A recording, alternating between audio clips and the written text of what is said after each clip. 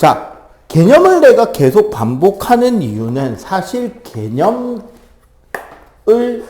복습한다. 이게 서술형 시험을 준비한다예요. 그래서 개념으로 배운 걸 그대로 쓸 수 있으면 그게 서술형의 답이 됩니다. 자,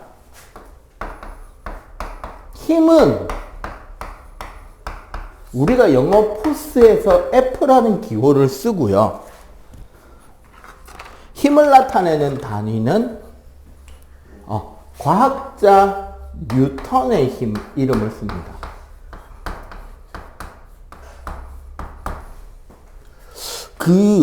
원래 과학에 자기 이름이 단위로 남았다는 건 이제 그거와 관련돼서 뛰어난 업적을 남겼다는 소리고, 그래서 대문자로 된 단위들은 전부 다 사람의 이름이다.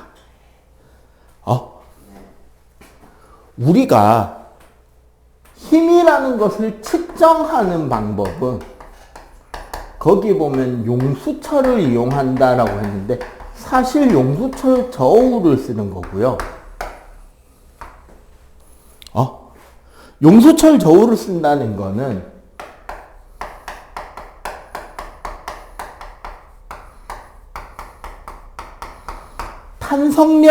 탄성력이 가지는 특성을 이용하는 거예요. 탄성력이 가지는 특성은 첫 번째가 뭐냐면 탄성력의 크기는 항상 외부에서 작용하고 있는 힘의 크기와 같은 상태로 존재합니다. 그거 생각해 보면 돼. 선생님이 어젠가 유튜브 쇼츠를 보는데 옛날 예능이 나오더라고요. 강호동하고 유재석하고 같이 하던 예능을 같이 했던 한 프로그램 같이 나온 적도 있었어. 그때 이제 게임이 뭐였냐면 고무줄을 이렇게 총처럼 늘려서 쏴가지고 조그만한 골대에 고무줄을 집어 넣으면 득점이야. 강호동이 골키퍼라고 진짜 그 작은 골대 전체를 자기 등으로 이렇게 해서 막고 있었는데 유재석이 고무줄을 쭉 늘리면서 하는 소리가 나는 이거 넣으려고 하는 게 아니야 하면서 강호동 엉덩이와 등 사이 그 부분 있죠. 허리 쪽. 이렇게 쑥그리고 있으니까 여기 티가 얇을 거 아니야. 거기를 쫙 노리는 장면이 나오더라고. 자, 여기서 잠깐 잘 생각해봐. 고무줄을 쏘기 위해서 잡아당겨 늘렸죠. 이 상태에서 지금 고무줄을 멈췄지. 그럼 이 상태가 뭐다? 고무줄을 잡아당겨 늘리려고 하는 외부의 힘과 고무줄이 원래대로 돌아가려는 탄성력의 힘이 크기가 어떠니까? 같아졌으니까 여기서 딱 멈췄잖아. 그리고 두 번째 성질이 뭐다? 그 탄성력의 크기는 늘어나거나 변형된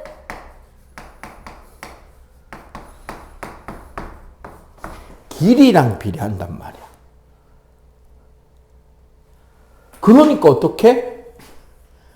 더 늘어난 길이로 뭐를 잴 수 있다? 외부에서 잡아당기고 있는 힘의 크기를 잴 수 있으니까 용수철 저울을 가지고 힘을 잴 수가 있다라는 거죠. 그리고 여기서 파생되는 개념이 그래서 중력은 질량하고 다르게 힘의 크기를 이야기하는 거였다는 거지. 그래서 자, 그리고 이제 우리가 그 다음에 나오는 게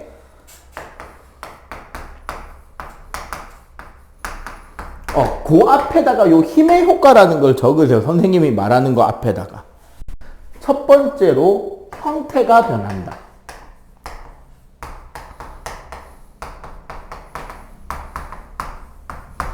물체의 형태가 변한다. 물체의 힘이 가해지면 형태가 변한다.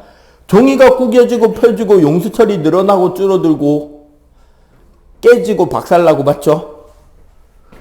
두 번째,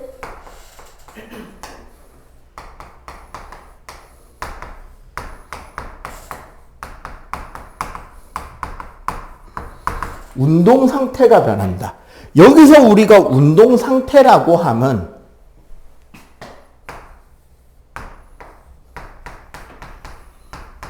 빠르기와 방향 두 가지가 변한다는 거. 그리고 세 번째는 1과 2가 동시에 변할 수도 있다. 우리는 이거를 힘의 효과라고 합니다. 그러면 반대로 모형도 변하지 않았고 물체의 운동도 변하지 않는다면 힘이 가해졌다, 가해지지 않았다? 가해지지 않았다가 되는 거죠.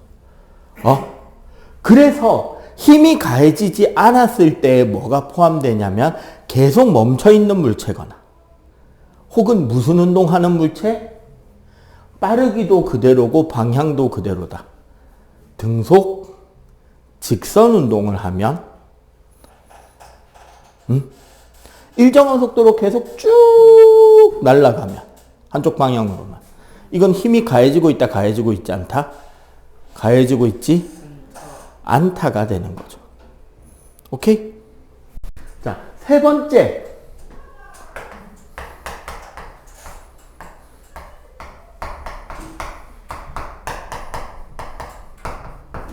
힘의 3요소와 표시.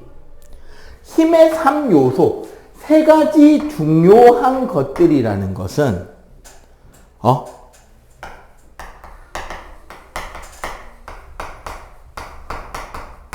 어떤 두 힘이 같은 힘인지 다른 힘인지를 구별할 때 쓰는 거예요.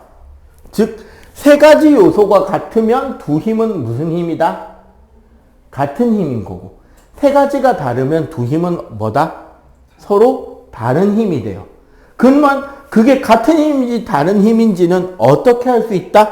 힘이 다르면 얘네들이 같다 다르다? 다르게 나타난다라는 거야. 그래서 힘의 세 가지 가장 중요한 요소는 뭐냐? 첫 번째.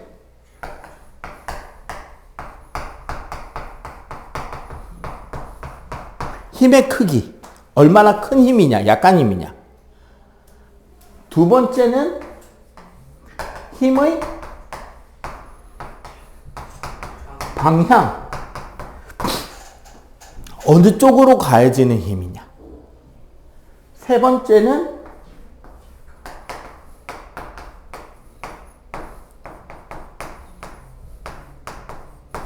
힘의 작용점.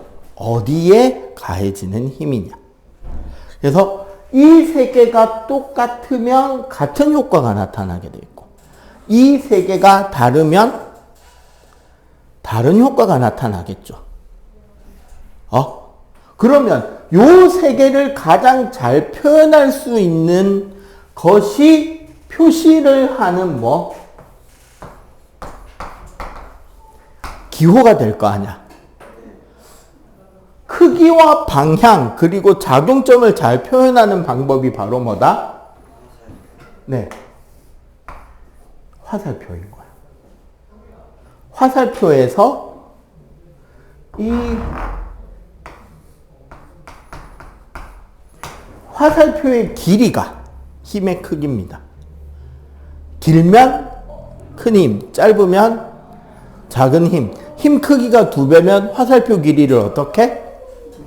2배로 하면 돼요.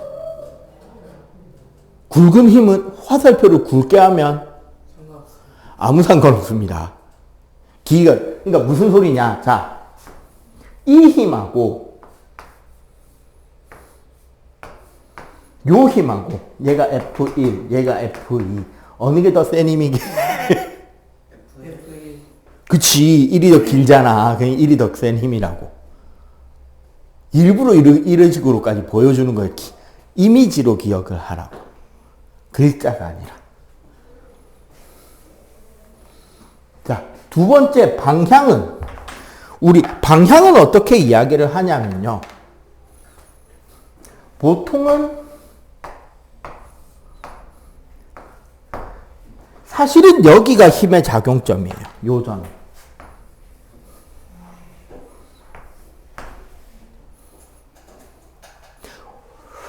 요거는 조금 설명이 필요한데 우리가 지금 배우는 기초 역학 단원에서 물체를 이런 커다란 덩어리로 보는 게 아니라 그 물체의 모든 질량이 요 무게 중심 점에 모여 있다라고 생각을 한단 말이야. 그럼 이 물체를 내가 여기에다가 끈으로 해서 오른쪽으로 당기거나 여기서 이쪽으로 밀거나 어차피 상관없이 찐 힘은 어디에 가해진다? 요 무게 중심 점에 어떻게? 오른쪽으로 힘이 가해진다라고 설명한단 말이야. 그래서 화살표가 시작하는 점이 힘의 작용점이고 보통은 기준축을 X축으로 잡을 때 그 X축에서 시계 반대쪽으로 돌아가는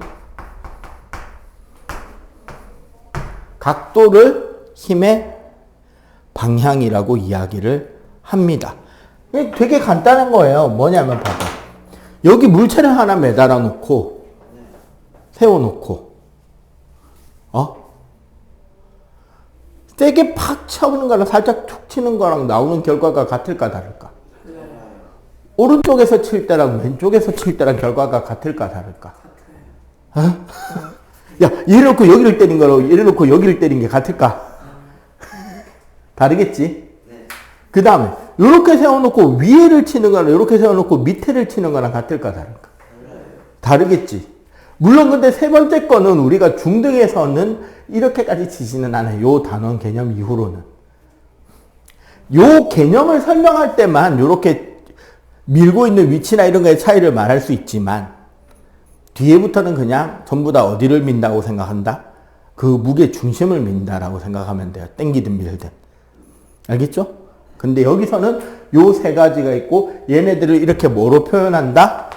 화살표로 표현한다는 걸 기억해 주셔야 됩니다. 오케이? 자, 그리고 그 뒤에 그럼 이 힘을 합하는 방법, 힘의 계산.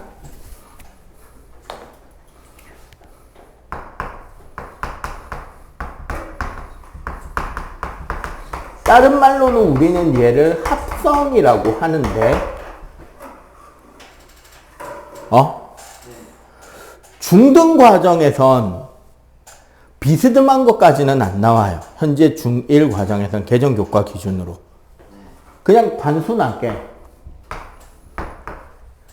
같은 방향으로 두 힘을 작용하면 얘랑 같은 효과를 내려면 그 합쳐지는 힘을 우리가 알짜 힘이라고 한단 말이야. 얘는 뭐가 된다? 두 힘 크기를 그냥 뭐 하면 된다? 더하면 된다.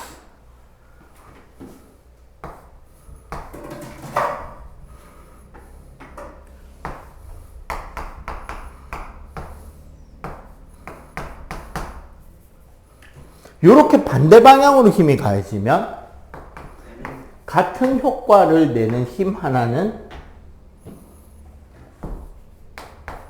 알짜 힘은 어떻게 설명하게 된다?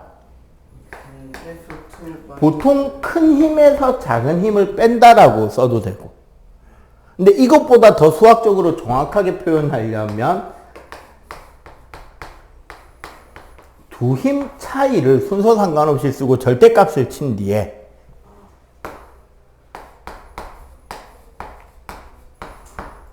방향을 지정해 줘야 되죠. 왜? 힘의 중요한 거는 크기와 방향이니까. 그죠?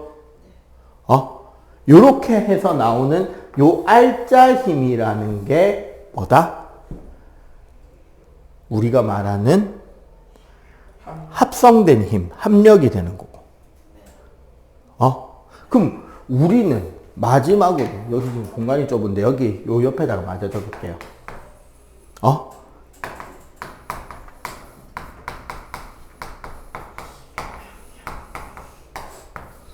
평형이라는 개념은 결국 뭐다?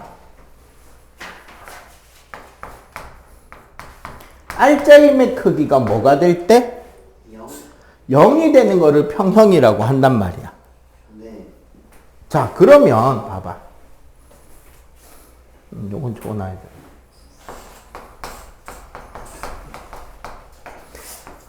자, 평형 조건, 알짜임이 0이 되는 조건 세 가지는 요 경우에만 0이 나올 수 있을 거 아니야. 언제? 서로 반대 방향. 네. 첫 번째가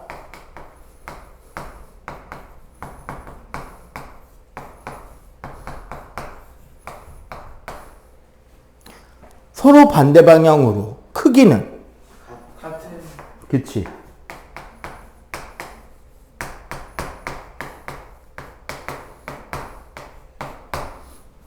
어떤 위치에서 작용해야 된다? 어? 일상상. 그치. 반드시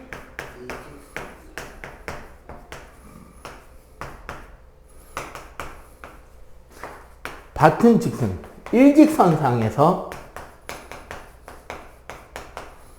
아니면 두 힘의 작용선이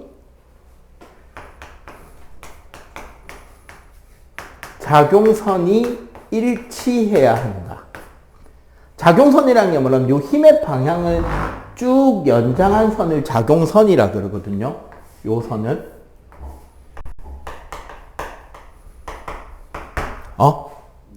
이게 일치하게 되면 두 힘의 합성 힘은 얼마가 된다? 0이 되는 거죠. 저게 작용선이 일치하지 않으면 어떻게 되는데요? 네, 회전하게 되는 거예요. 그 미국 액션 영화 배우 중에 선생님이 좋아하는 어떤 아저씨가 하나 있는데 되게 덩치도 크고 그 약간 멕시칸 느낌 나는 그런 백인 가까운 아저씨인데 헤어스타일이 딱 이래. 머리를 이렇게 싹 넘겨가지고 요 뒤에 딱 머리카락을 이렇게 묶고 다녀. 근데 액션 배우잖아. 근데 쓰는 무술이 합기도류예요. 그 약간 일본 무술과 우리나라 전통 무술 이런 것들을 좀 조합한 건데 막 동작을 크게 해서 때리는 게 아니야. 칼을 딱 들고 여기서 요렇게 딱 서요. 그리고 손 동작이 여기서만 왔다 갔다 하는 거. 바로 파파파파파파팍 하다가 결정적일 때 그 사람 딱 팔을 잡아서 딱 꺾고 뭐 옆구리나 복부에 팍 친 뒤에 욱 하고 수그리면 그 사람 뒤에서 빡 뒤로 딱 들어가서 여기를 잡고 봐봐. 같은 쪽을 잡고 같이 밀거나 같은 쪽을 잡고 같이 당기면 돌아가 안 돌아가. 근데 여기를 잡고 요로 당기면 여기를 잡고 요로 당기면 두둑 확 돌아가야지. 야, 그렇다고 돌리면 뼈 소리 나면 무섭잖아. 아이고 마이크 떨어졌네. 어쨌거나 그런 식으로 하는 무술을 쓰는 양반이 있습니다. 그 우스갯소리로 여행지에서 만나면 절대 안 되는 4명 중에 한 명이에요. 이 아저씨, 그 다음에 지금은 미국 영화 배우 중에 브루스 윌리스라고 그 나이가 많이 드시고 액션 때문에 충격을 많이 받아서 요새 치매 때문에 힘드시다는 그 브루스 윌리스라는 아저씨. 그 다음에 2명은 만화 주인공이에요. 그 코난 도일이라는 소년 탐정이랑 그 김전일이라고 하는 그 중학생 학생 탐정 하나 있거든. 얘네들을 여행지에서 만나면 누군가는 갑자기 죽게 돼.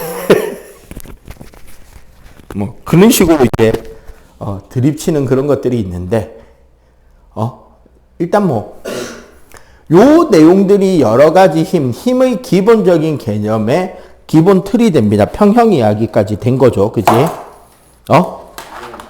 그래서 힘의 평형인지 아닌지 알려면 평형인 녀석들을 하려면 물체의 힘 화살표를 그려보는 거예요.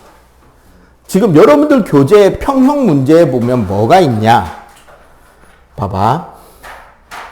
그냥 간단하게 보면 바닥에 자석이 있고 여기 기둥 위에도 여기도 자석이 있잖아. 근데 이게 공중에 붕 떠 있잖아. 네. 그러면 요 위에 자석이 받는 힘을 표현해 보자면 위에 자석만 놓고 생각해 보자고. 일단 밑으로 무슨 힘이? 밀어는 중력. 중력이. 그리고 얘가 위쪽으로 받는 힘은 이 자석끼리 서로 밀어내는 자기력. 그 중에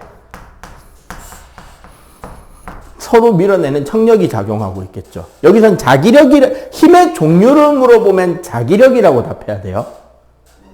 그래서 중력과 자기력이 무슨 상태니까? 평형 상태니까.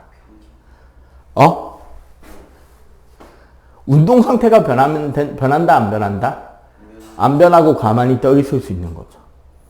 여기서 사실 어려운 문제를 내면 뭐를 갖고 내느냐? 밑에 자석으로 돼요. 이 밑에 자석 입장에선 봐봐. 일단 자기 중력 있죠. 네. 맞지? 그리고 뭐가 있다? 얘랑 주고받는 밑으로 자기력이 있겠죠? 그리고 무슨 힘이 하나 더 남아있느냐, 얘는. 이 바닥이 얘를 떠받쳐 올려주는 떠받치는 힘이 남아있다. 수직항력이라 그러는데,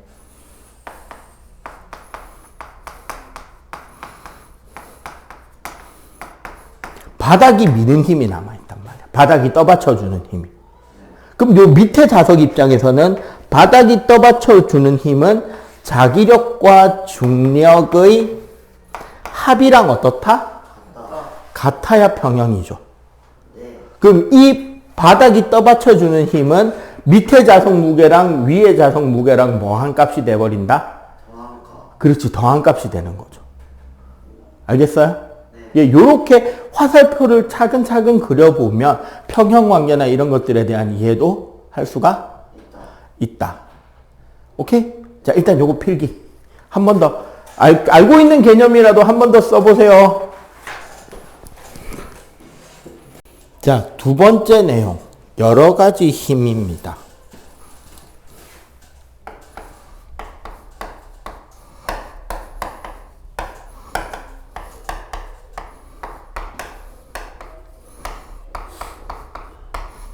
첫 번째가 중력.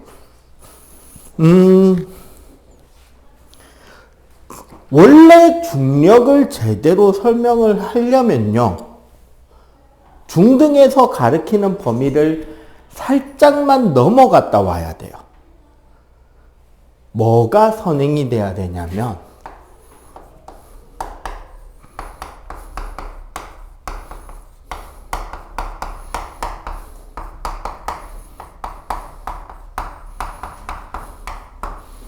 통상중력 혹은 만유인력이라고 부르는 힘이 있어요. 옛날에는 만유인력이라고 불렀고 요즘은 통상중력이라고 부릅니다. 중등에서 배우는 범위는 아니긴 해요. 이 힘은 어떤 힘을 말하는 거냐면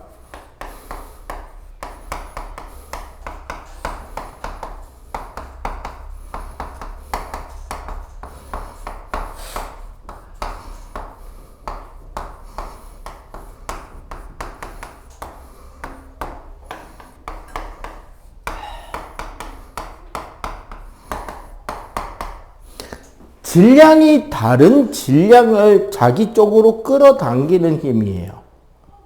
모든 질량을 가지고 있는 물체들은 자기가 가진 질량에 비례해서 다른 물체를 자기 쪽으로 끌어당기게 됩니다. 근데 그 힘의 크기는 뭐에 비례하냐? 자기 자신의 질량에 비례하는 거야. 그럼 봐봐.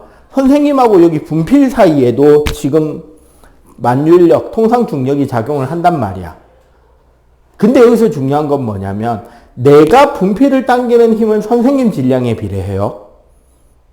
근데 분필도 선생님을 당기고 있을 거 아니야.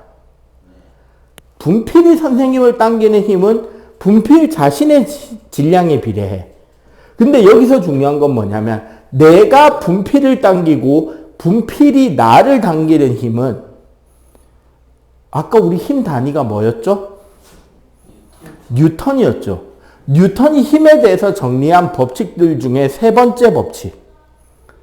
작용과 반작용이라는 법칙이 있어요. 이건 무슨 뜻이냐면 모든 힘은 두 물체 사이에서 동시에 상호작용한다. 서로 같이 작용하는데 중요한 건 뭐다? 이 두 힘의 크기는 항상 어떻게 된다? 같다라는 거예요. 내가 분필을 당기는 힘과 분필이 나를 당기는 힘의 크기가 똑같다라는 거예요. 그럼 이 문장 세 개를 합하면 뭐냐? 내가 분필을 당기는 힘과 분필이 나를 당기는 힘은 크기는 같고 두 질량의 곱에 비례하게 돼요. 실제로 힘이 같다는 건 간단한 실험으로 확인할 수 있어요. 잘 봐봐. 자, 선생님 팔 당겨봐. 나 안 당길게. 딱 버티고 있을 때 있는 힘껏 잡아 당겨. 선생님 팔을. 네 쪽으로. 하나, 둘, 셋. 더 세게, 더 세게, 더 세게. 난 가만히 있을 테니까. 나 가만히 있었다. 그지? 니도 해볼래? 아니, 되게 단순한 거예요. 네가 당기니까 네가 끌려가고 있지. 맞지? 학생이 선생님 팔을 잡아당기는 힘을 작용이라고 하면 동시에 무슨 힘도 같이 만들어져 버린다? 선생님 팔이 학생을 이쪽으로 당기는 반작용도 같이 생겨요. 근데 그 두 힘의 크기는 같아. 그래서 내가 굳이 안 당겨도 끌려오게 돼 있다고. 네 힘 때문에. 이해가 돼요, 이거? 그 줄다리기의 핵심은 으쌰으쌰 구호를 맞춰서 당기는 게 중요한 게 아니야. 안 미끄러지고 버티는 게 중요한 거야.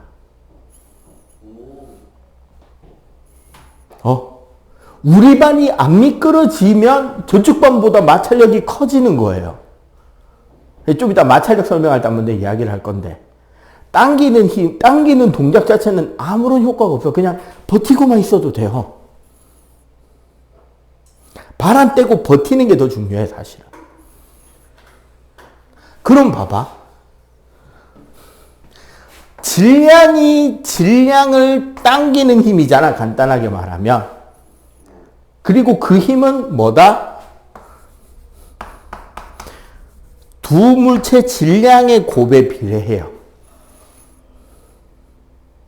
그리고 이 힘은 딱 붙어 있을 때만 작용하는 게 아니라 좀 떨어져 있어도 작용이 돼요. 이렇게 떨어져서 작용이 되는 힘은 만유인력, 중력, 전기력, 자기력입니다.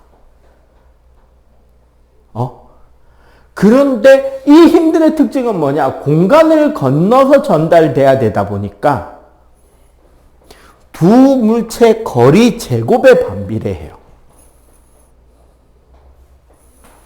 그게 통상 중력의 크기에 대한 공식입니다. 이게 만유인력의 법칙이에요. 요 식이.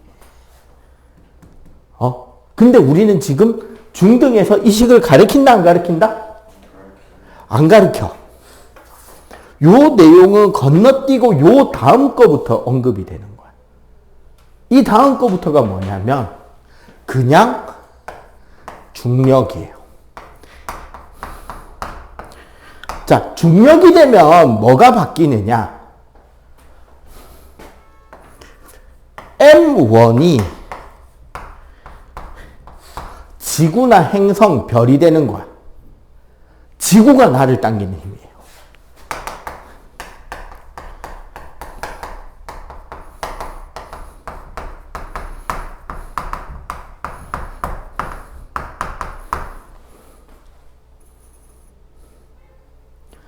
두 물체 중에 하나가 뭐가 된다? 지구의 질량이 돼버려.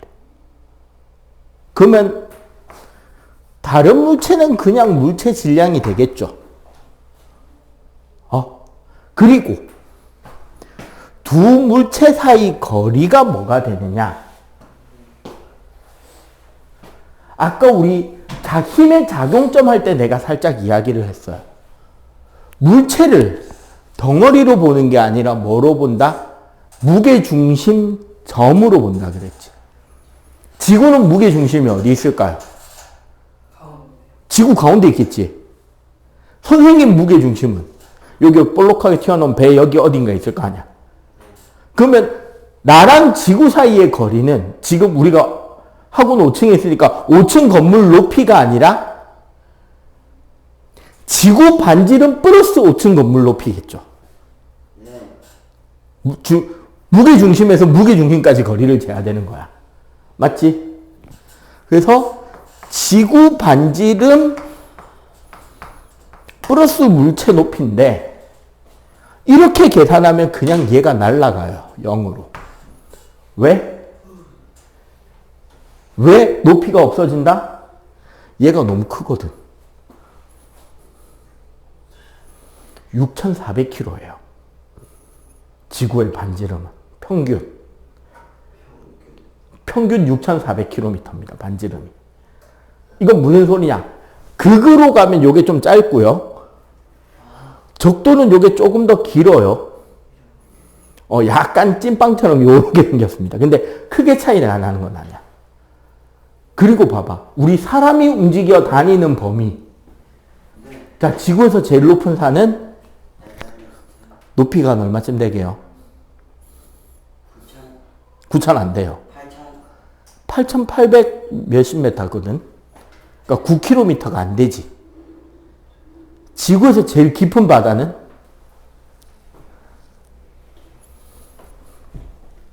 마리아나 해구라는 데가 있습니다. 어디에 있냐면 괌 옆에 있어요. 괌 바로 앞바다. 그 괌 사이판 있잖아. 저기 일본에서 쭉 더 내려가면, 일본 대만에서 쭉 더 내려가면 있는 그 섬이 있어요. 태평양 쪽에. 필리핀 약간 위에. 그 섬 옆에 있는 그 섬들이 몇 개가 있는데 거기를 노스 마리아나 제도라고 부릅니다. 북마리아나 제도라고. 그 옆에 있는 가장 깊은 바다 골짜기를 마리아나 해구라 그래. 거기 깊이가 세계에서 가장 깊거든.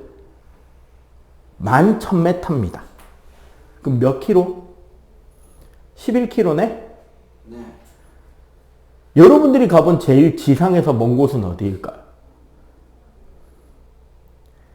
땅바닥에서 제일 멀리 떨어져 본 경험. 비행기. 그쵸, 비행기죠. 서울, 부산, 제주도까지만 왔다 갔다 했으면 한 7,000m, 8,000m 왔다 갔다 가요. 비행기. 우리나라 작아가지고 더 늦게 못 떠. 최소한 후쿠오카라던가, 필리핀이라던가, 외국으로 나가면 거리가 멀어지잖아. 그러면 좀 더 올라갑니다. 그러면 한 13km까지 날아다녀요. 그래봐야 6,400km에 대해서 크기가 정말 얼마 안 되잖아. 그래서 그냥 뭐만 남긴다?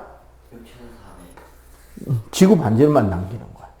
이렇게 세 가지를 바꿔 넣으면 요 식에다가 공식이 어떻게 바뀌느냐.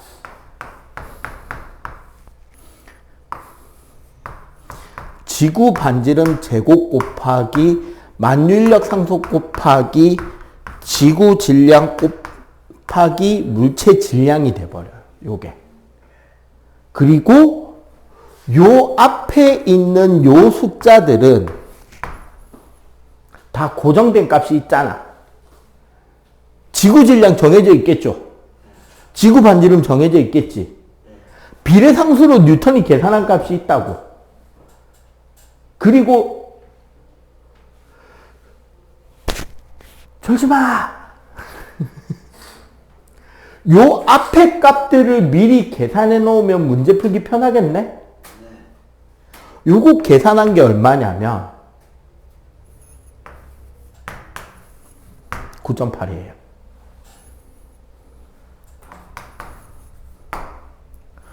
요 부분 해당 설명이 뭐냐? 우리 보통 이 이야기를 하는 거야. 질량 1kg은 무게 1kg 힘이 되고 얘는 9.8 뉴턴이다. 이런 계산 들어본 적 있을 거 아니야. 1kg는 9.8 뉴턴이다. 요 말에 왜 1kg가 9.8 뉴턴이 되냐? 지구에 해당하는 요 값을 계산했으니까 얼마가 나왔다? 9.8이 나왔어요. 그리고 이 숫자는 뭐를 의미하느냐? 물체를 여기서 떨어뜨리잖아. 그럼 얘가 일정한 속력으로 떨어져야 점점 빨라져요. 떨어지는 동안. 빨라지지. 빨라지는 속도가 1초에 9.8m/s씩 빨라져요. 그게 우리 지구 중력의 크기를 상징하는 값이야. 달의 중력은 지구의 6분의 1이다. 들어본 적 있죠? 그건 무슨 소리냐면 달에 반지름을 집어넣고 달의 질량을 집어넣으면 요 앞에 나오는 요 계산값이 9.8의 6분의 1이 나옵니다. 1.67 정도 나오는 거예요, 보면. 그러면은 물체가 떨어질 때 빨라지는 정도도 어떻다? 지구의 6분의 1 정도로만 빨라지는 거. 그러면 내 몸무게도 어떻게 느껴진다, 내가 느끼기에? 6분의 1로. 내가 들어야 되는 무게도 6분의 1로 느껴진다는 거. 왜? 그거는 지구가 그 물체를 당기니까 내가 들어올릴 때 그만큼 힘을 줘야 된다는 소리잖아. 알겠죠? 요게 우리가 말하는 중력이에요. 그래서 중력 파트에서 제일 중요한 건 뭐냐? 바로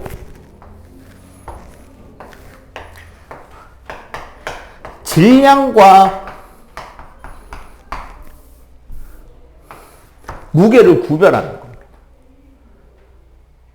질량이란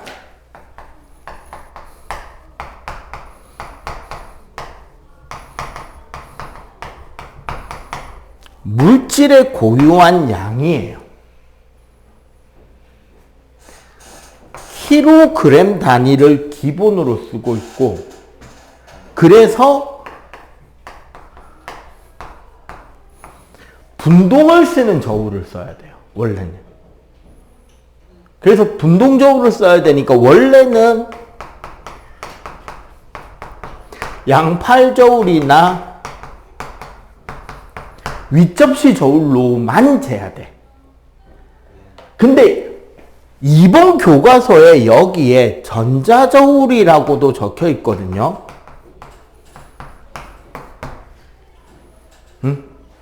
요거는 여러분들 학교 선생님한테 꼭 물어보세요, 시험 치기 전에. 선생님, 전자저울로도 질량 재는 거 맞아요? 라고.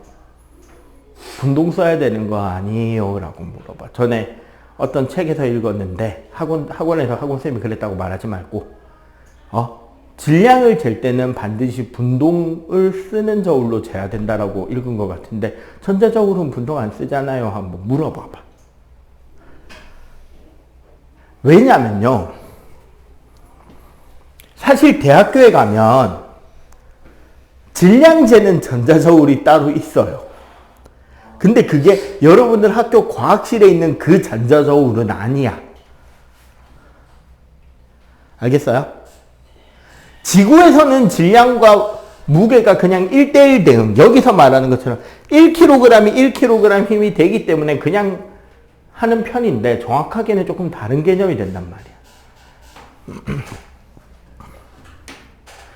그래서 얘는 질량이니까, 고유한 양이니까 달에 가서 잰다고 해도 봐봐. 양팔저울이잖아. 물체를 당기는 힘도 6분의 1로 줄었지만 분동을 당기는 힘도 몇 분의 몇으로 줄은 거야? 6분의 1로 줄었잖아. 그러니까 달에 가서 양팔저울로 질량을 재도 변한다, 변하지 않는다? 변하지 않는다가 되는 거죠. 그래서 얘는 변하지 않아요. 다른 별에 가도. 무게는 정확한 뜻이 뭐냐면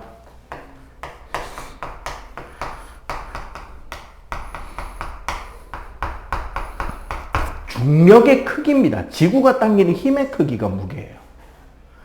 그래서 얘는 힘이잖아. 힘이니까 크기와 방향이 중요하겠죠.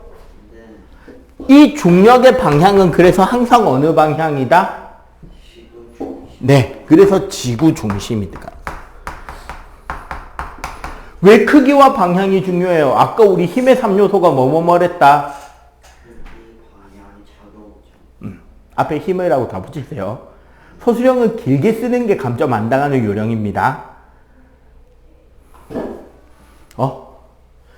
중력의 크기가 무게고 방향은 지구 중심입니다. 그래서 무게의 단위는 킬로그램 힘이라고 뒤에 F자를 붙이거나 아예 힘이니까 뉴턴으로 써버리거나. 다르죠? 얘는 그래서 힘을 재는 거잖아. 무게를 잰다는 거. 우리 아까 오늘 수업 시작할 때 힘을 잴 때 뭐를 쓴다 그랬어요? 무슨 힘을 쓴다? 힘을 재는 방법에 어떤 힘의 특성을 쓴다? 탄성력을 쓴다. 그래서 용수철 저울이나 체중계나 탁상 저울이 사용이 되는 거야.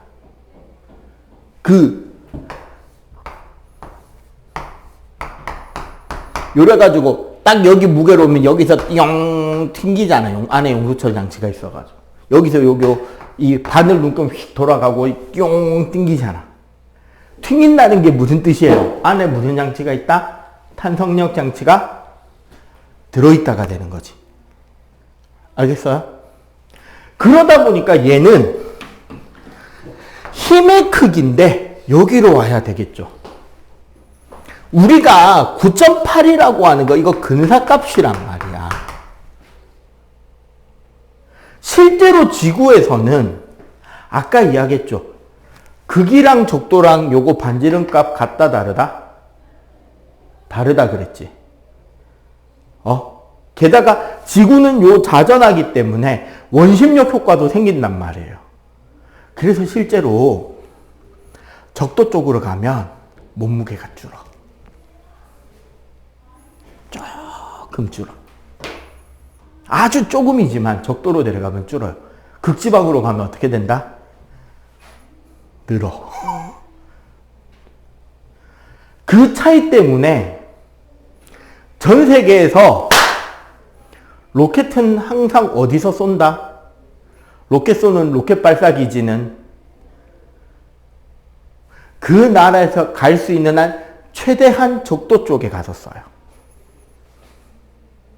그래서 미국은 플로리다 반도 그때 마이애미 올랜도에서 쏘고요. 로켓을. 우리나라는 저기 전라남도 고흥에서 쏘요. 나로 우주 기지가 거기 있어요. 로켓 컨트롤은 대전에서 하는데 발사대는 전남 고흥에 있습니다. 왜? 거기가 최대한 남쪽이고 그 가까운데 비행기나 로켓 연구하는 진주, 사천 그 연구소들이 다 거기 있어서. 왜? 남쪽에서 쏴야 조금이라도 연료가 덜 먹어요. 왜? 무게가 작아지니까. 알겠어요? 여기가 질량과 무게의 차이를 설명을 한 겁니다. 달에 가면 그래서 무게가 어떻게 된다? 6분의 1로 준다. 질량은 준다, 안 준다? 요거 계산하는 문제가 한 문제 정도. 계산 문제 참 안 나오긴 하지만 나올 수 있긴 있어요. 간단한 숫자로. 알겠지? 자, 일단 요거까지 필기하고, 요거 필기하고 잠깐 쉬었다가 9시 되면 시작할게. 자, 아까 탄성력은 간단하게 이야기를 했었는데,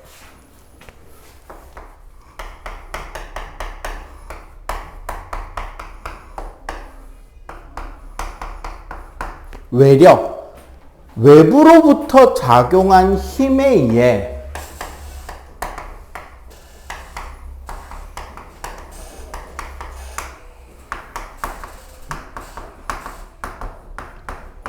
모양이 변했던 물체가 어떻게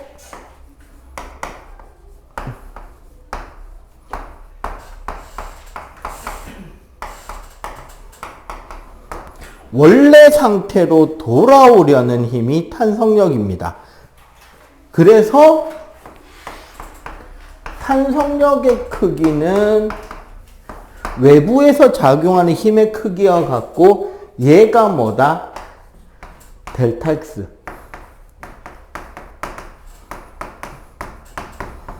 자, 중요한 건 총 길이가 아니라 변형된 길이에요. 변형된 길이에 비례한데 이게 무슨 소리냐 이겁니다. 되게 간단해요. 그림 하나만 그려보면 돼. 원래 아무것도 안 달았을 때 용수철이 예를 들어 9cm라고 쳐요.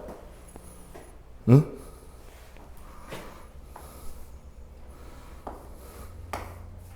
자, 5N짜리 물체를 달았을 때 얘가 10cm가 됐다라고 치자고. 응? 그러면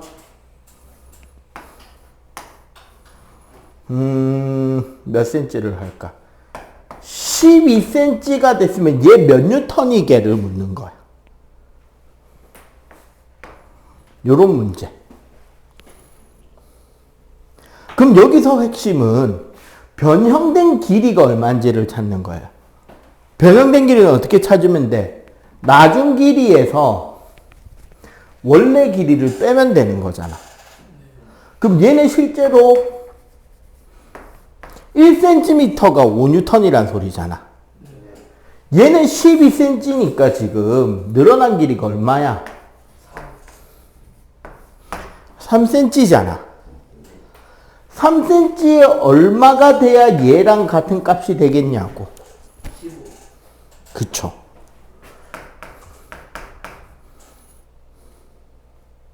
늘어났다 줄어드는 힘, 탄성력.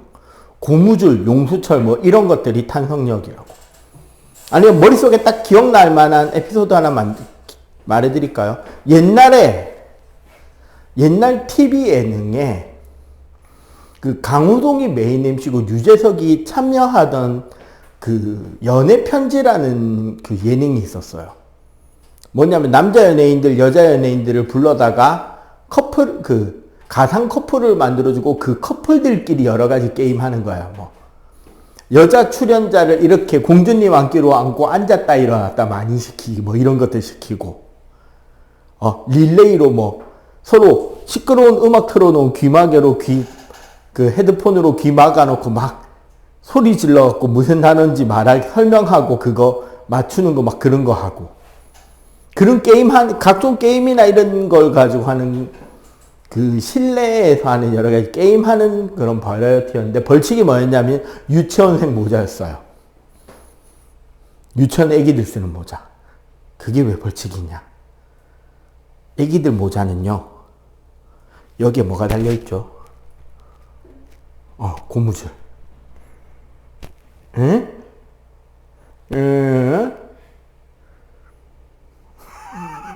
어떻게 돼? 쭉 당겨서 딱 놓으면 탁 때릴 거 아니야. 어떻게 하면 더 아프게 때릴 수 있어? 많이 늘리면. 그치. 많이 늘리면 많이 늘수록 아프죠. 그 개그맨들 프로그램 짜다가 도저히 아이디어 안 나오면 쓰는 게 그거잖아. 잘 늘어나는 고무줄 가지고 몸개그하기. 막 여기에 배 이렇게 고무줄 묶어놓고 쭉 잡아당겨서 저기 관객석까지 가 관객한테 고무줄 넘겨주는 척 하면서 놔버리기 뭐 이런 것들.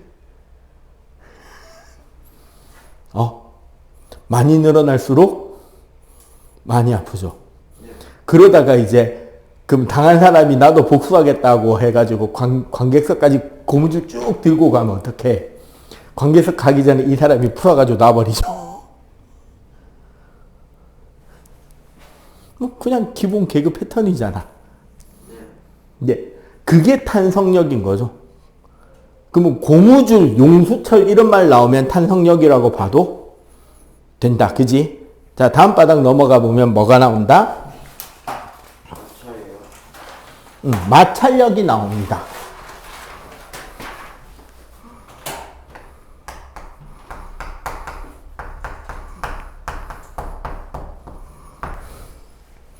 원래 마찰력을 제대로 설명을 하려면 수직항력이라는 힘이 필요해요.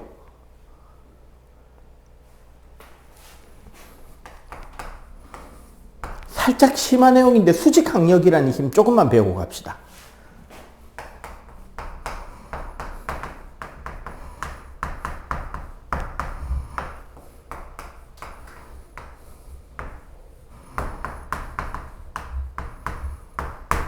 자, 수직항력. 영어 단어로 노멀 포스, 일반적인 힘이라서 N으로 표시를 하는데 되게 단순한 거예요.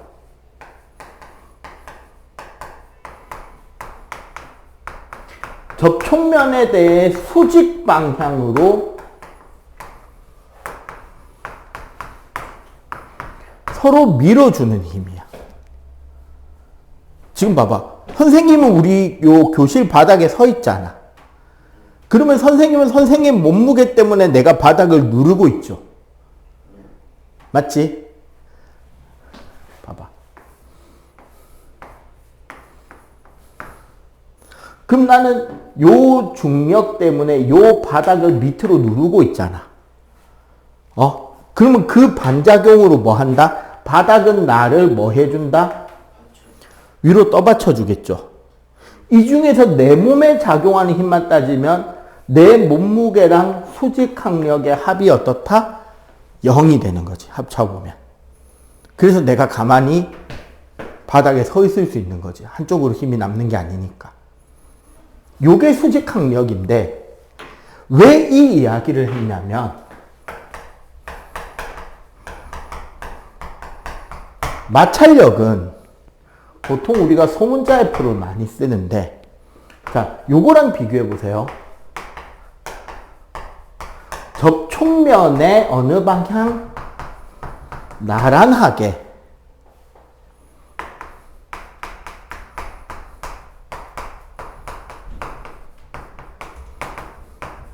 미끄러지는 것을 방해받는 힘이에요. 자, 마찰력 잘 배우면 간단하게 말해서 우리 줄다리기 우승할 수 있습니다. 반대항 줄다리기. 너무 더우니까 잠깐만 에어컨 좀 틀자. 왜 미끄러짐을 방해하느냐? 그리고 수직항력이랑 무슨 관계냐? 어떤 물체가 수평면 위에 놓여 있잖아. 그럼 봐봐. 우리는 이 물체에 무슨 힘이 밑으로 중력이 가해지고 있을 거고요. 이 중력 때문에 물체는 요 바닥을 밑으로 누르는 수직항력이 가해지는 거고, 물체가 바닥을 누르니까 요 바닥에 작용점이 있겠죠. 그럼 이 바닥은 뭘 해?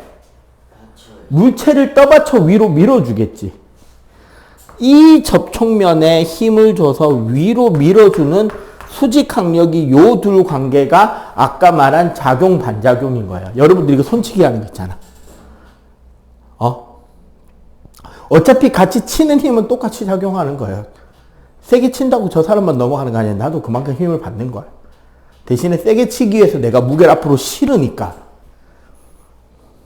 그 균형에서 그런데 이렇게 세게 치려고 힘 딱 실을 때 딱 피해버리면 어떻게 돼? 칠려던 사람 넘어지는 거잖아. 요렇게 이 둘의 관계에서 알짜임이 0이니까 물체가 멈춰 있는 거란 말이야. 이때 이 물체를 내가 옆으로 당기려고 할 때 안 당겨오는 이유는 뭐냐면 사실 여기를 확대해 보잖아요. 그 물체 바닥이 우리가 느낄 때는 매끈하다고 하지만 실제로는 어떻다? 울퉁불퉁해. 요 철이 있어요. 근데 요 바닥도 어떻다? 요 울퉁불퉁한 요 철이 있단 말이야. 이 상태에서 지금 둘은 수직항력으로 서로 꽉 밀고 있잖아. 그러면 어떻게 된다? 얘네들이 딱 이렇게 맞물려서 끼어 있는 상태란 말이야. 이 상태에서 민다고 밀리겠냐고. 안 밀리겠지. 그럼 어떻게 돼야 밀린다? 여러분들 학교나 이런 데서 대청소한다고 무거운 교탁이나 캐비넷 이런 거 밀어본 적 있을 거 아니야? 아니면 과학실 책상이나. 여러 명이 들러붙어서 으라차차차 하면 밀리죠. 그 으라차차차 하면 순간적으로 요게 딱 빠져나와서 튕겨서 미끄러지는 상태가 되는 거란 말이야. 그거를 우리는 마찰력으로 보는데 중요한 게 있어요. 그러면 그냥 단순하게 되게 그때 우리가 처음에 배운 복잡한 거 다 빼고 이 마찰력의 크기는 요 수직항력에 비례해요. 근데 이거 사실 뭐다? 우리 무게죠, 무게. 그리고 뭐가 비례하냐면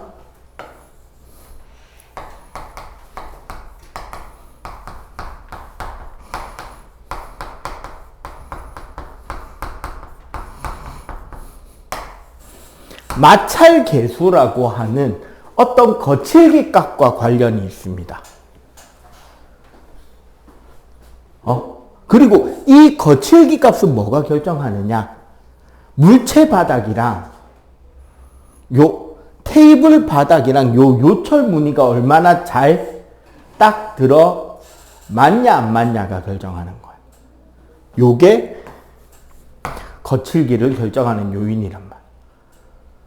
그러다 보니까 자, 요 공식에 잡아봐. 첫 번째, 면적 있나 없나? 면적이 있어요, 없어요? 있어요. 여기에 면적이 어디 있어? 넓이가. 없어요. 그렇지.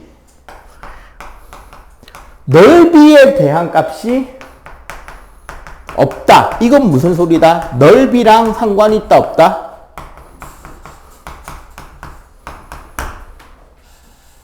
접촉면 넓이랑 상관이 없어요. 그러면 줄다리기를 이기려면 사실 우리만 마찰력이 더 크면 이기는 거야. 이해가 돼요? 그럼 줄다리기 대표를 뽑는 가장 절대적인 기준은 어떤 사람을 뽑아야 된다? 네, 무거운 사람 뽑는 거 무조건 이기는 거야.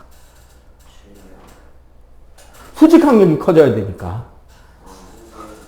무거운 사람이 이기는 거예요, 무조건. 아까 우리가 이거 팔 줄다리기 했잖아. 선생님, 여러분들 절대 못 이겨요. 왜 못 이기는지 가르쳐 줄까? 선생님이 엊그제 몸무게를 재봤는데 120 나오더라. 좀 다이어트를 해야 되는데 큰일이다. 거의 한 3배쯤 되지 않냐, 차이가? 맞지? 그러면 여러분들이 나를 이기려면 어떻게 해야 되느냐? 이게 3배 차이 나잖아. 그럼 얘를 여러분들이 3배 이상 이겨야 되는 거야. 얘를 3배 이상 이기려면 어떻게 하면 될까요? 아이디어를 내보자. 신발. 네, 그렇죠. 신발을 바꾸면 되죠. 선생님 신발을 저기 롤러스케이트로 바꾼다던가. 그럼 질질질 끌려다니겠지. 아니면 선생님이 있는 바닥을 뭐로 바꾸자? 얼음판으로 바꾼다던가. 얼음판에서 경기를 하는데 여러분들은 그 한겨울에 등산할 때 신는 아이젠 신고 있고 나는 그냥 운동화나 맨발로 서 있고 줄다리기 시작하면 나 질질질 끌려다니겠죠. 무게가 뭐 3배든 4배든. 그죠? 그럼 봐봐. 줄다리기 선수를 뽑는 법. 무거운 애들을 뽑아놓고 어떤 신발을 신겨라? 운동장에 맞는 신발을 신겨라.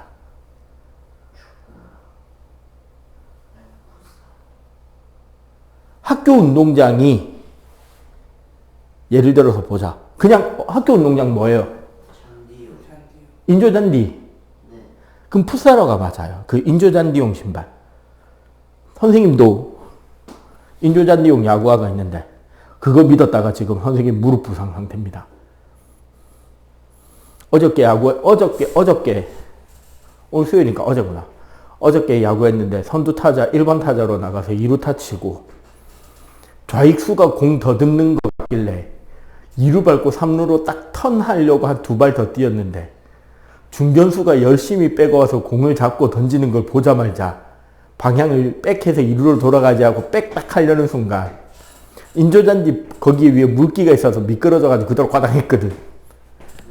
겨우겨우 엉금엉금 기어서 다시 죽지는 않고 세이브는 됐는데 그래서 지금 여기가 좀 아파했죠. 인조잔디 전용 운동화를 신었는데도 미끄러졌단 말이야, 물기 때문에. 다른 운동화였으면 큰일 났겠죠, 지금. 막 공중에 붕 떴겠지. 그럼 인조잔디가 아니라 학교 체육관에서 한다면 풋살화 신으면 돼요, 안 돼요?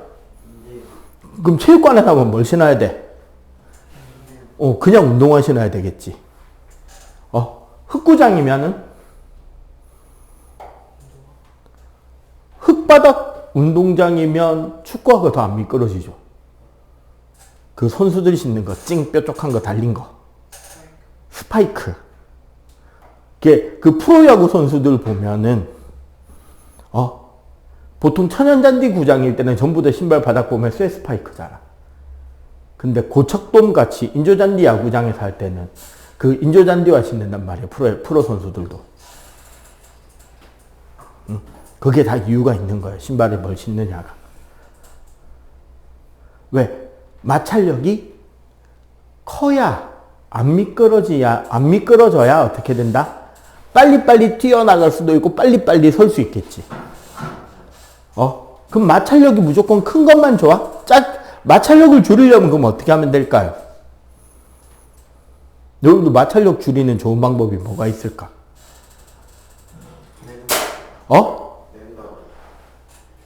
대부분 기름칠이죠. 기름칠이나 구리칠.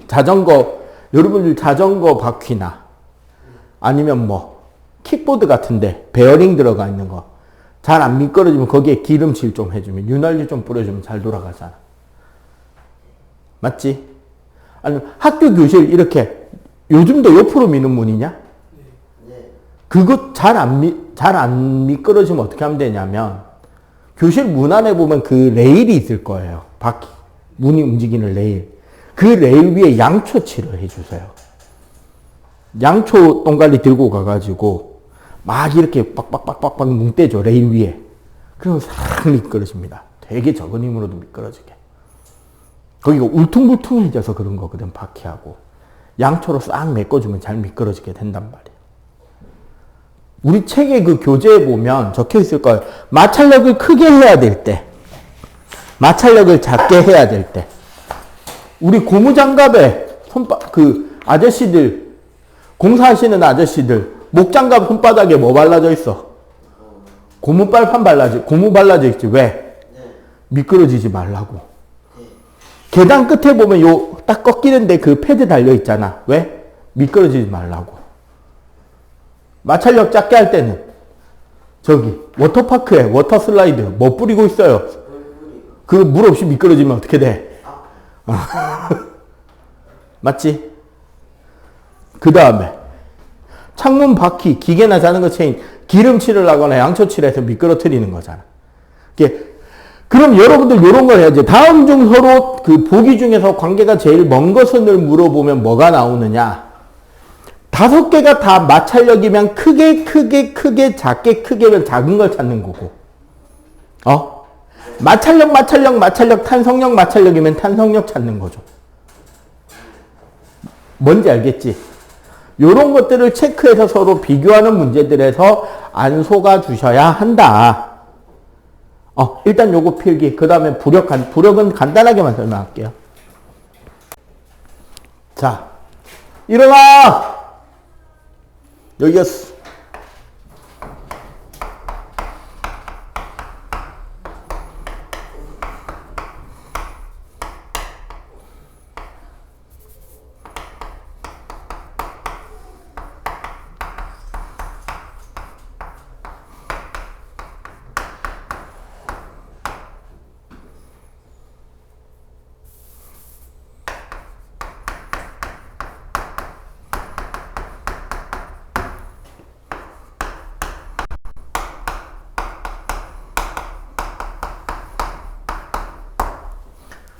자, 기본적으로 이게 핵심입니다.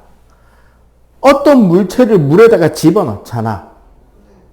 맞죠? 그러면 그 물체 때문에 물이 밀려나죠.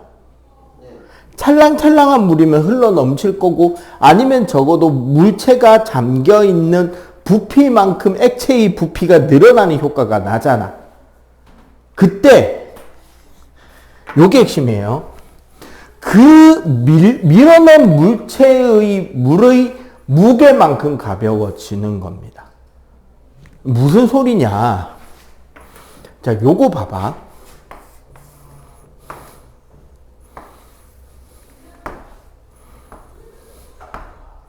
A, B, C.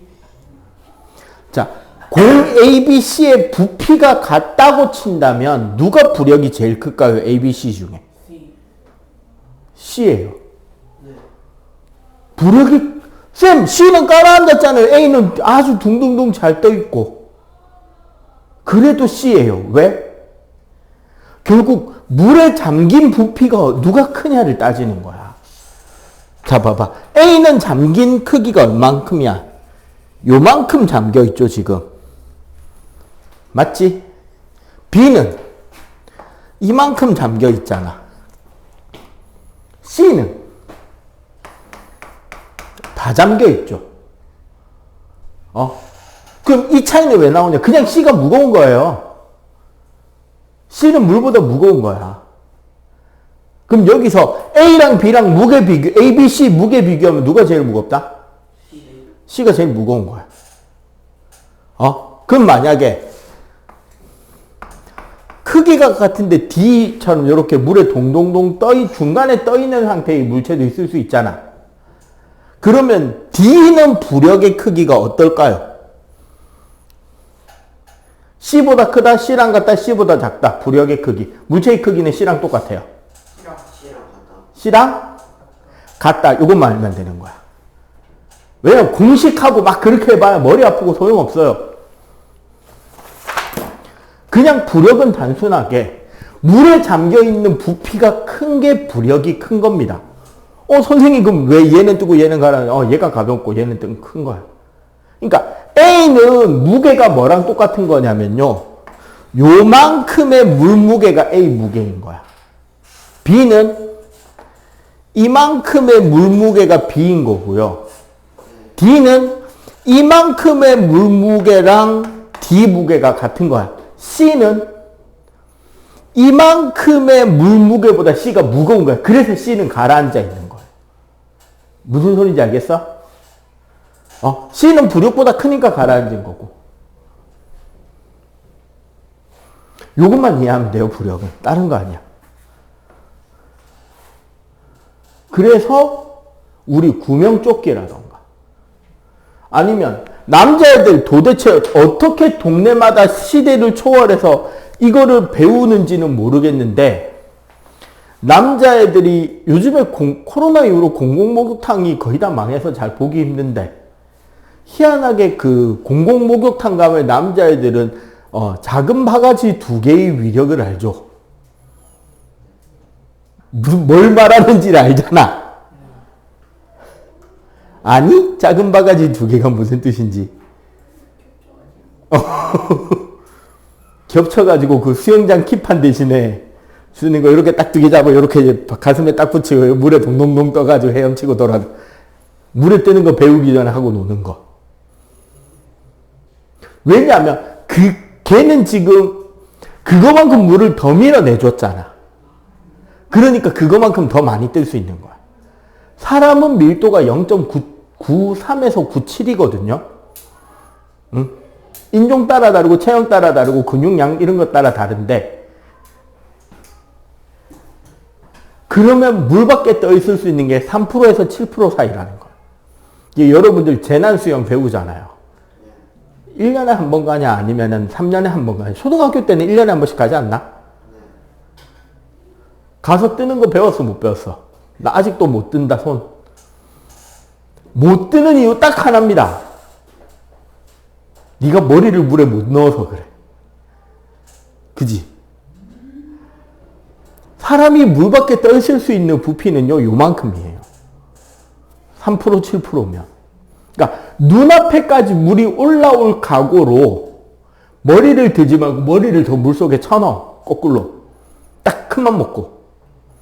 그렇게 해서 한번 몸이 붕 뜬다라는 느낌을 받고 나잖아? 그러면 그때부터는 무슨 개질화를 해도 뜰 수 있어요. 그러다 보면 궁극으로 물이랑 익숙해지잖아. 그럼 어느 정도 경지가 되느냐? 과학적 법칙을 깨뜨리고 떠다닙니다. 선생님처럼. 선생님 개염치거든요. 머리를 물 밖으로 내놓고 머리가 절대 안 가라앉은 상태로 25m를 갑니다. 몸 동작을 개랑 똑같이 해서. 어떻게 하냐면 딱 이렇게 했잖아. 개가 이거 앞발질 하는 것처럼 이걸 하는데 이거를 물을 내가 앞으로 나가기 위해서 미는 게 아니라 앞팔로는 내가 머리가 가라앉지 않게 물을 밀어 누르는 형태로 힘을 쓰는 거야. 앞으로 나가는 힘은 뒤에 다리로 내고. 그러면 머리를 물 밖에 내놓고 동동동동동동동 떠갑니다. 과학적 법칙을 무시하고 있는 거죠, 사실. 뭐다? 머리 안 가라앉을 만큼 다리, 팔로 힘주고 있는 거지, 물을. 계속 밀어서. 이것도 돼요. 한번 해봐봐, 다음에. 은근 이거 해보면 재밌습니다. 나는 수영한다고 막 퍼프 이러는데 이랬다가 쇽쇽쇽 가능하다니까. 이게 근데 물이 안 뜨는 사람이 이거 하면은 겁먹어 우와 이래 돼요. 겁이 나서 그래. 눈앞에 물이 오는 거, 코에 물 들어갈까봐 겁나. 그냥 과감하게 들어줄게요. 그럼 떠. 그래서 오히려 그거 생각하면 돼. 오히려 잠수하시는 분들 있잖아요. 스킨스쿠버 다이빙 하시는 사람들, 프리다이빙 하시는 분들. 허리에 납벨트 쇠 벨트를 차고 들어가. 왜 그럴까? 가라앉으려고? 아니, 멈춰 있으려고. 딱 내가 부력으로 뜨는 무게만큼 가라앉는 힘을 보태주면 어떻게 된다? 아무것도 안 하고 가만히 물에 가만히 떠 있을 수 있는 거야. 그럼 일반인이 그렇게 아무것도 안 하고 그냥 맨몸으로 들어가서 이렇게 하면 어떻게 되게? 뜹니다. 잠수해서 수영장 바닥에 붙어 있는 거 쉽지 않은 일이에요. 응? 그 수영장, 그 목욕탕 냉탕에 잠수해서 바닥에 붙어 있기 시도해봐. 못 붙어 있어. 숨을 못 참는 게 아니라 몸이 떠올라서 못 붙어 있어요. 진짜 가만히 앉아있으면 가라앉지라고 생각하지. 아니야. 앉으면 떠. 요만큼 뜨고 가라앉는다니까. 몸 밖에 3%는 밖으로 나오게 돼 있어요. 그래서 여기서 겁난다고 머리 들면 3% 이상이 밖으로 나왔지. 그럼 3% 남기고 깔아앉아야 되는 거야. 여기만 뜨는 거야. 그게 재난 수영의 핵심이에요. 생존 수영. 그럼 뭐 하면 돼? 여기만 떠 있으면 되잖아. 그럼 어떻게 해야 돼? 머리를 더 뒤로 제껴야지. 그리고 몸 부피를 크게 하면 더 많이 뜰 수 있거든? 그럼 어떻게 하면 돼? 아니죠. 숨을 크게 들이마시면 되죠. 그리고 팔다리 힘 빼라는 게 뭐냐면 팔다리를 물 밖으로 들어올리지 마세요의 뜻이야. 봐봐. 팔이 들어올라오면은 요 팔 부피만큼 더 깔아앉아야 되는 거야. 알겠어? 그냥 힘 빼고 하면서 둥둥 떠 있어요. 거기서 겁나서 머리를 드는 순간 가라앉는 거야.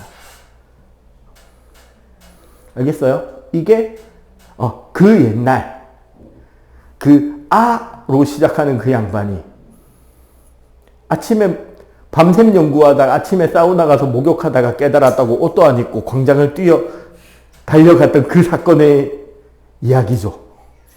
유레카. 야, 요즘으로 따지면 이거 최악이지.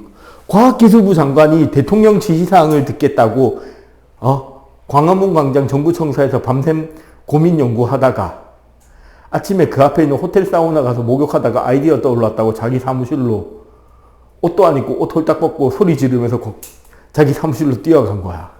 그 새벽에. 서울 광화문 광장 한가운데를 가로질러 간 거야. 부산시로 따지면 부산시청 앞에 광장을 뛴 거야.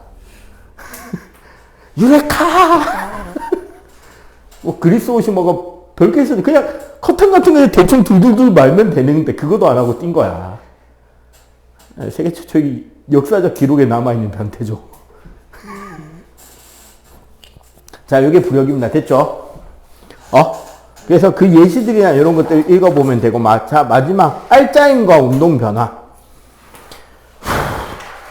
사실은, 이게 뉴턴 법칙의 해석입니다.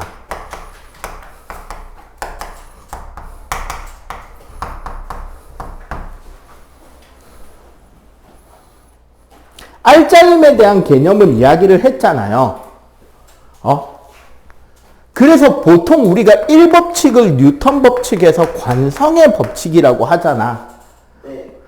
물리 관련된 과학책 읽어보면 다들 관성의 법칙이라고만 돼 있잖아요. 근데 사실은 이거를 어떻게 우리는 이해를 해야 된다? 알짜임이 0인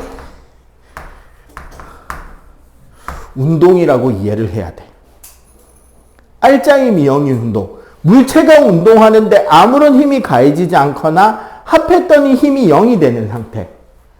그럼 우리 맨 처음에 시작할 때 이야기했잖아요. 물체에 힘이 가해지면 뭐가 바뀐다? 운동 상태가? 그럼 힘이 안 가해지면? 안 바뀌어야 되죠. 알짜임이 0이면 운동 상태가 변화면 안 되잖아. 그러니까 어떻게 된다? 정지해 있던 물체는 계속 정지해 있어야 되는 거죠.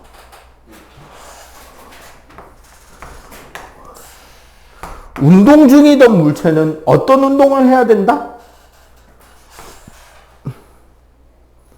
빠르기도 일정하고, 그러면 이걸 한자로 쓰면 빠르기가 일정하다. 방향도 일정하다.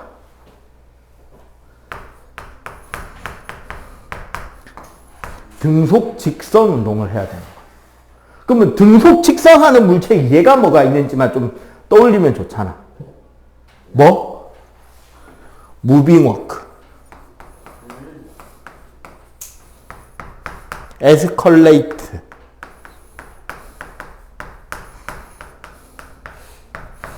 엔진끈,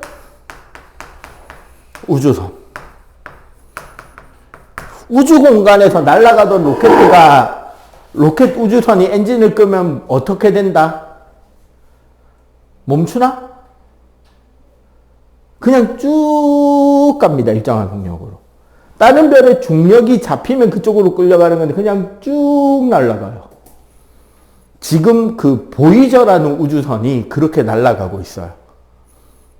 이거 웃기는 게 맨 처음에 보이저호를 쏠 때만 해도 목표가 뭐였느냐? 요거 이제 우리 다음 주에 배울 내용하고 겹치겠네. 다음 주 우리 태양계 하겠죠? 네. 응? 맨 처음에 쏠 때 목표가 뭐였냐면 명왕선 사진 찍기였어. 네. 명왕선 옆을 지나가게 로켓을 쏴가지고 날아가면서 명왕선 사진 좀 찍어 오세요. 이게 1호기 목표였어. 찍어 오세요가 아니야. 못 돌아오니까 찍은 뒤에 전파로 지구로 쏘세요였어. 네. 아니, 그거는 원래 돌아오는 걸 계산 안 하고 쏜 로켓이야. 그래서 어떻게 쏜 거냐면, 태양계에서 벗어나려면 1초에 44km를 날아가야 되거든? 지구 주위를 돌려면 1초에 8km면 돼. 지구에서 달까지 지구 중력에서 도망쳐서 날아가려면 1초에 11km를 내야 돼. 태양계에서 벗어나려면 지구 위치 기준 1초에 44km를 가야 돼요.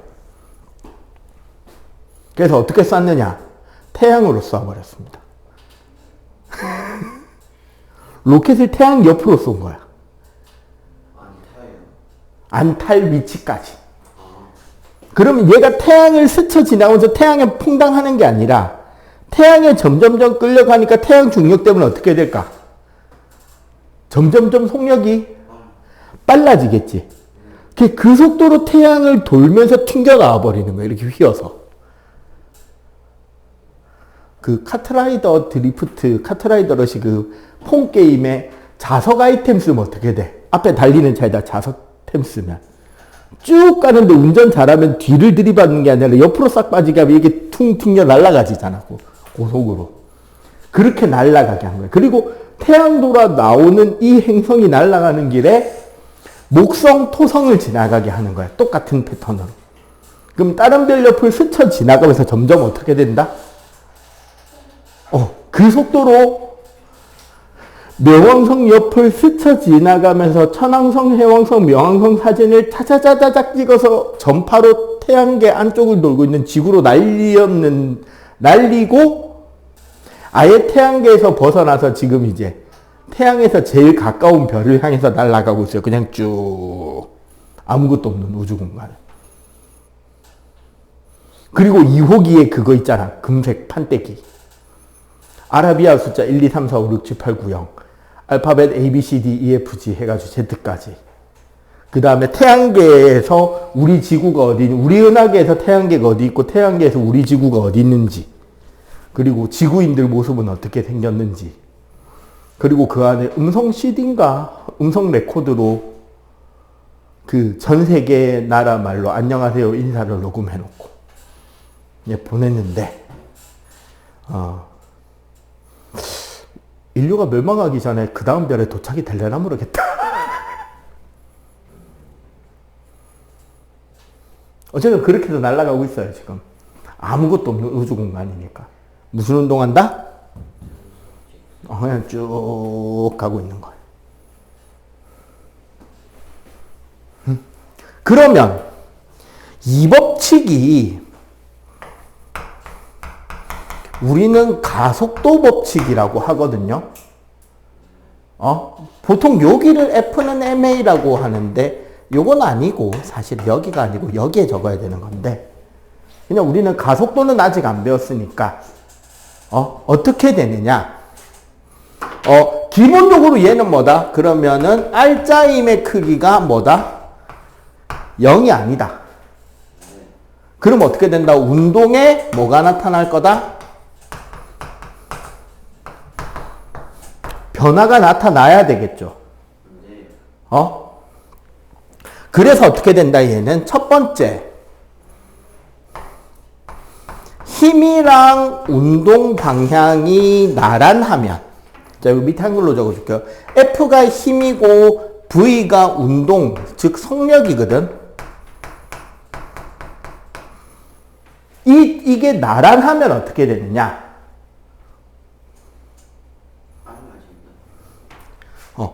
그 방향이 같은 방향이면 점점 빨라지고 그 방향이 180도 반대 방향이면 어떻게 될까요? 느려지다 정지하겠죠. 반대로는 이야기할 필요 없죠. 반대로부터는 다시 얘잖아. 맞지? 네. 그 다음에 두 번째 힘과 운동이 서로 이거 무슨 기호야? 수직이면. 수직이면 뭐가 된다? 사실 얘는 뭐냐면 방향은 일정하고 속력이 뭐 한 거다? 바뀐 거란 말이야. 그럼 이 경우는 어떻게 된다?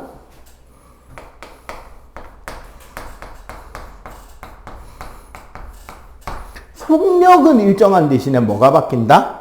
방향. 그쵸. 방향이 변해요. 요거를 우리가 설명하는 게 등속 수직. 원운동이에요. 그럼 뭐가 있을까? 이런 운동하는 거. 얘는 점점 빨라지는 운동은 이거 물체를 떨어뜨리는 거. 내리막을 타고 공이 굴러 내려오는 거 혹은 오르막을 타고 공이 굴러 올라가는 거. 내리막 타고 내려오면 점점 빨라지고 오르막 타고 올라가면 점점 느려지고 물체를 위로 던지면 느려지고 떨어질 때 빨라지고. 이 경우는 뭐냐면 우리가 오씨 괜찮게 그려졌다. 그치 동그랗지. 지구를 중심으로 달이 지구 주위를 빙글빙글 돌잖아요. 맞지? 네. 이때 실제 달이 움직이는 방향은 그 원의 무슨 방향이다? 접선 방향으로 움직이고 있다고. 근데 힘의 방향은 어디다? 안쪽. 지구 방향인 거지. 지구 중심 방향. 그러니까 얘는 뭐 어떻게 된다? 일정한 속력으로 지구 주위를 빙글빙글 계속 돌 수 있는 거지. 느려지면 사실 끌려와서 충돌하니까. 빨라지면 어떻게 된다? 멀어졌다 돌아올 수 있고 느려지면 충돌하고. 그럼 똑같은 거리를 계속 돌고 있다는 말은 속력이 일정하고 딱 거리 계산에 맞춰져 있다는 소리예요. 그러면은 보자. 등속 원운동의 가장 대표적인 예가 뭐가 있을까요? 회전목마. 회전목마, 인공위성, 달의 운동, 대관람차. 빙글빙글 돌잖아요. 맞지? 네. 세 번째. 그러면 뭐? 이건 선생님이 만든 기호라서 비스듬하면 어떻게 될까요? 자, 나란할 때는 속력이 바뀌었지? 네. 수직일 때는 방향이 바뀌었어요. 비스듬하면? 둘 다 바뀌어요. 네, 둘 다 바뀝니다. 비스듬하면 속력도 변하고 방향도 변합니다. 예시가 두 가지가 있어요. 진자 운동하고 포물선 운동이 있어. 진자는 뭔지 알죠?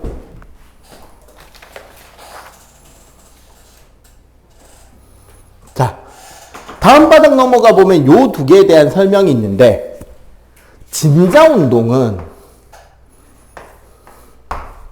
요렇게 움직이는 걸 진자 운동이라 그러죠. 추 왔다 갔다 하는 거. 자, 이 진자 운동은 어떤 거냐면 힘의 크기와 방향이 매 순간 변합니다.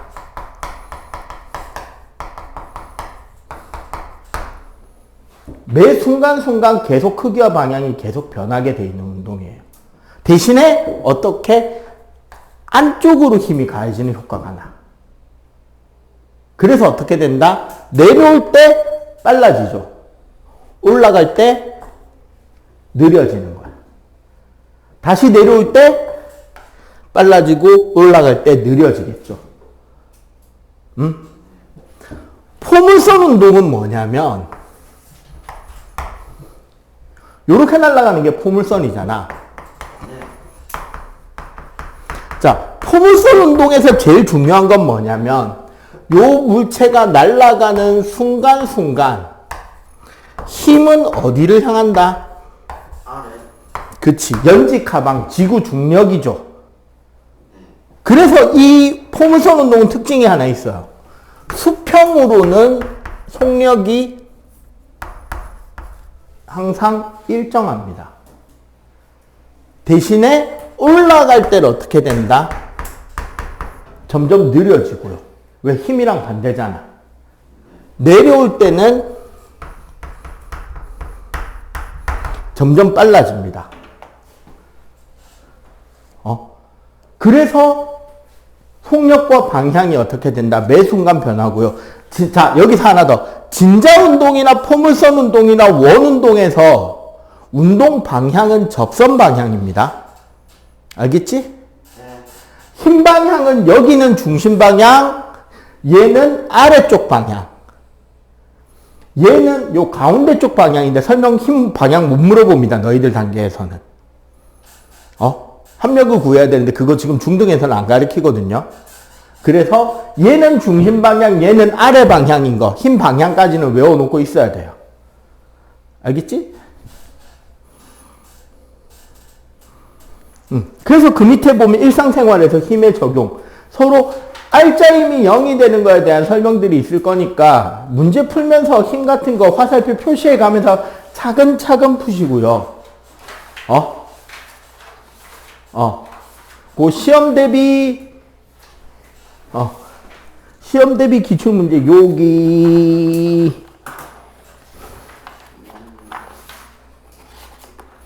여기까지예요. 하고 풀고 매긴 뒤에 틀린 거 왜 틀렸는지 꼼꼼하게 한 번 더 체크해 보셔야 됩니다. 알았죠? 어디까지예요? 그 뒤에 더 여기까지. 네, 이거 답지 없잖아요. 니는 답지를 줄게요. 다음 주에 오면. 더 뒤. 요거 소다전 지나서.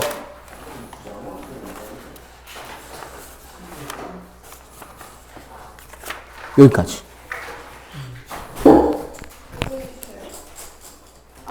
앞에 거부터죠. 당연히. 더 앞에부터. 네, 다음 주에 그러면 봅도록 하겠습니다. 수고했어요.